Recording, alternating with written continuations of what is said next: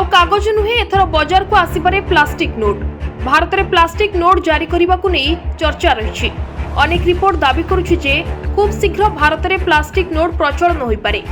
Report अनुसार भारत में polymer नोटर बंधित चाहिदा को दृष्टि रखी भारतीय रिजर्व बैंक यह उपरे काम आरंभ करिछि। भारत में पॉलीमर नोट प्रचलन विषय में आरबीआई आलोचना करुछि।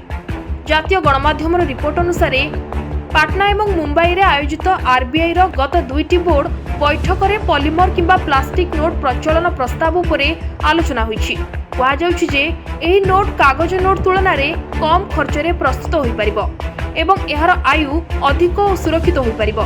एही कारणरू एही नोट प्रचलन पई विचार करा जाउछि। खर्च कम हेबा सहित एही नोट एटीएम मेसिन पई मध्य सहज हेबो। आरबीआई पाखरे यह करिबा पई आवश्यक समस्त संबल उपलब्ध अछि। बिजनेस स्टैंडर्ड अनुसार केंद्रीय बैंक पॉलीमर नोट पई एक पायलट प्रकल्पर योजना मध्य करुछि, जहार घोषणा निकट भविष्य में करा जाय पारे।